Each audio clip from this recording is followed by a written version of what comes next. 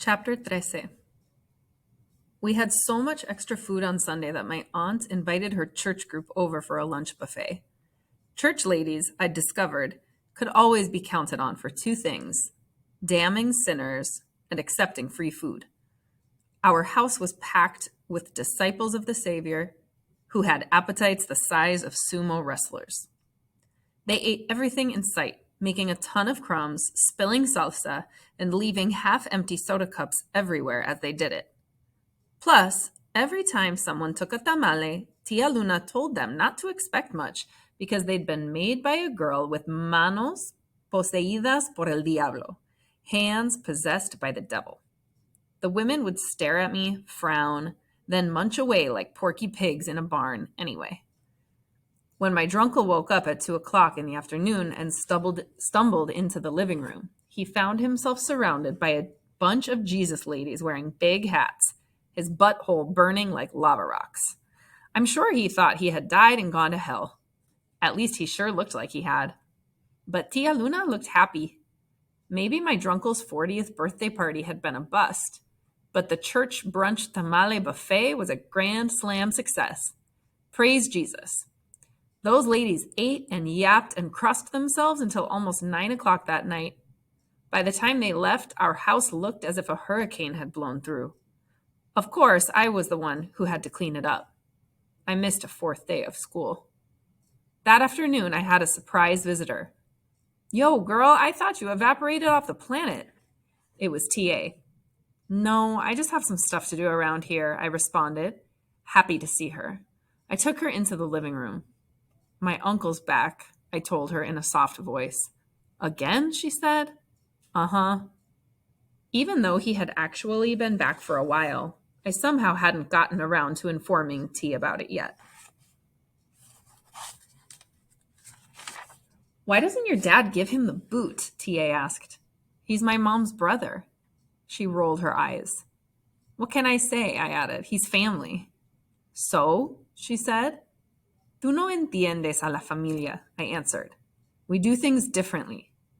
In mi cultura, we always put family first. Always. It's what makes us strong. We support one another. We sacrifice for one another. We do what we can to be there for one another, even for those who are struggling. No, my people may not have a lot of money, but we do have values. More than lots of other kinds of Americans do, at least. Though I wouldn't dare mention that to TA. That could set off a nuclear war. "What about doing for you?" she asked me. "We do for each other," I answered. "How's that fair?" "I told you, T, it's family." Suddenly, my drunkle stumbled in. He rubbed his hands through his greasy hair, then looked at TA, as if she were nothing more than a cockroach. "Oye, Sonia, ¿qué pasa?" he asked.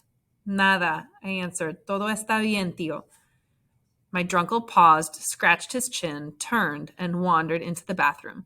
A moment later, we heard a loud fart. "That just ain't right," TA said, shaking her head in disapproval. "You gotta represent for yourself, girl." "You just don't get it, T. You just don't get it." Though we went to the same school, took the same classes, drank from the same bottles of Diet Pepsi, and shared the same French fries, there were a million miles separating me and T. Funny how just a little bit of darker skin pigmentation can change so much between two people. "You know what, Sonia?" TA said, getting ready to rip into me. I looked up. "What?" I thought. There was a pause. "Oh, I'm just going to bounce," she said, stopping herself mid-sentence. Before she spoke some words I'm sure we both would have regretted. TA bent down and grabbed her backpack. "But you just got here," I said, not wanting her to leave. "Yeah, I should go. I only stopped to bring you some schoolwork so you wouldn't get left too far behind." She reached into her bag and tossed some papers on the table. I glanced at them, then laughed. "What?" she snapped. "You screwing up in school ain't funny, Sonia. It ain't funny at all." Wow, was she mad? But TA didn't understand. I wasn't laughing at the schoolwork. I was laughing at the fact that I had already done it. All of it. And more. Over the past few nights, I had already guessed where my teachers would be going in class and worked ahead so that I could keep on my grades. I already did it, I said, looking at the papers. Yeah, tomorrow's too. TA paused while she pieced it all together. What a dork, she finally said with a grin. Want to share some papas? I asked. I'm kind of hungry. Absolutely, TA said, putting her backpack down. A minute later, we were in the kitchen where I cooked up some sliced potatoes, nice and crispy, with salt and ketchup. I even had a Diet Pepsi in the fridge we were able to share. For the next 15 minutes, we laughed and ate and just did a whole lot of talking about a whole lot of nothing, exactly like we would have done at school. It felt good. Then my drunkle walked in, drawn like a wild animal by the smell of food. Sonia, he said, sniffing the air. Tengo hambre. ¿Qué tenemos? I looked at TA and lowered my eyes. Break time was over. Puedo hacer huevos y papas con salsa ranchera si tú quieres, tío, I said softly, offering to cook him up a Mexican omelet. He paused to think about whether it was good enough. Está bien, he answered. Pero apúrate. Tengo hambre, he added, telling me to hurry up. Then he exited the kitchen, expecting me to call him when his food was ready. TA picked up her things and prepared to leave, but I wanted her to stay. There was so much more to tell her about Geraldo, about Tia Luna, the things that had been going on with my drunkle. Good to see you, TA said as she headed for the door, and get back to school. I paused before answering. Inside my head, a voice screamed, please don't go. Don't go. I will, I answered as I forced a smile. TA reached for the door handle. Don't go, the voice screamed again. Please, TA, don't go. Thanks for stopping by, I added. We hugged. I felt my stomach gurgle. TA left. Sonia, called a voice from the other room. ¿Qué pasa? Te dije que tengo hambre. I headed to the kitchen, took some eggs out of the refrigerator, and decided that no matter what, I was going to go to school the next day. I didn't care what anyone said. We could throw a party for Jesus himself. I was not making any more tamales. And if Jesus did come, he'd better bring some apostles to clean up the mess, because I was through. I was completely and totally through. Excuse me. Chapter 14. I returned to school the next day, expecting to get into a little bit of trouble for missing so much class, but hardly a teacher said squat to me about having been absent for 4 days in a row. They didn't ask where I'd been. They didn't ask for a note. They didn't ask for any assignments. I just turned them in on my own. It was as if no one even cared if I came to high school. I guess in their eyes, I was just another Mexicanita, here today, gone tomorrow, with many, many more to follow. Actually, one teacher did say something to me, my world history teacher, Mr. Warden. It was after I handed him the homework for the days I'd been out.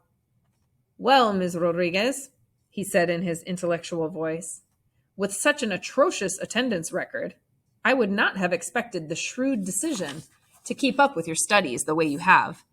It's almost oxymoronic. He paused. Do you know what the word oxymoronic means, Ms. Rodriquez? I lowered my eyes. Just try coming to class more a bit. Just try coming to class a bit more frequently than you cruise the shopping malls, Ms. Rodriquez. In case you didn't know it, in this country, your education matters greatly. When school was over that day, I wasn't sure what had me feeling worse. The fact that no one seemed to care, or the thought that the one person at school who did care had made me feel like an ignorant wetback. Either way, I was bummed out and needed a pick-me-up. But unfortunately, Frijolito was gone. I stared in Santiago's front window for 5 minutes, watching a group of new kittens wrestle and play and body slam each other. The new cats were all cute and fluffy and happy. I hated them all. Maybe Frijolito had been moved somewhere else, I thought. I went inside. The bell on the door jingled as I entered. Hola, hola, said a parakeet when I walked in. Cállate, I said to the dumb bird as I closed the door behind me. This is America. Speak English. I looked around, but Frijolito wasn't nowhere. I hoped he had gone to a good home, one without a drunkle.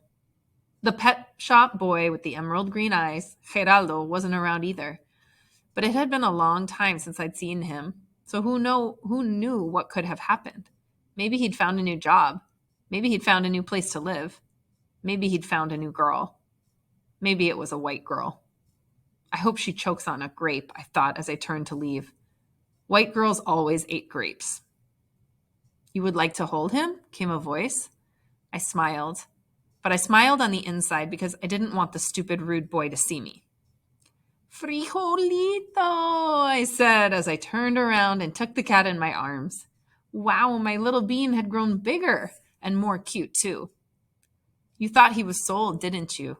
No, I answered, not wanting to give Geraldo the satisfaction of being right. Oh, I know you did, he replied. But what kind of customer is going to buy a lopsided cat?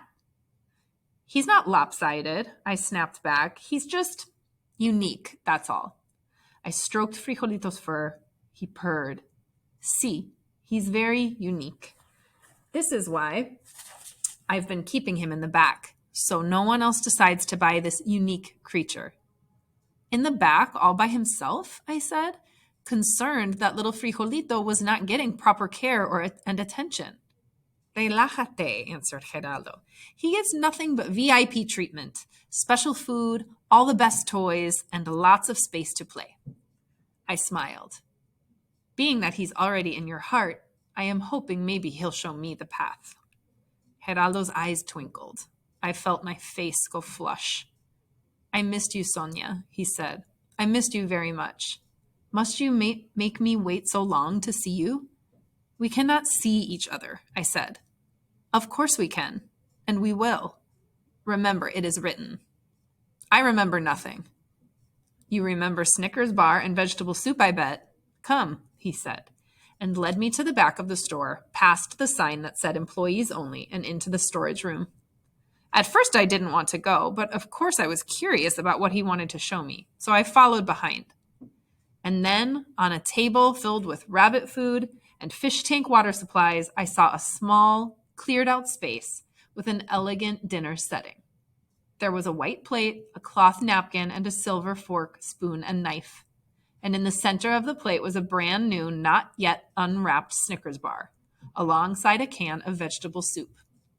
Are you ready for our first date? Asked Geraldo as he lit a small candle he had set up next to the water glass. I didn't know what to say. Obviously, Geraldo had been planning this moment for a long time.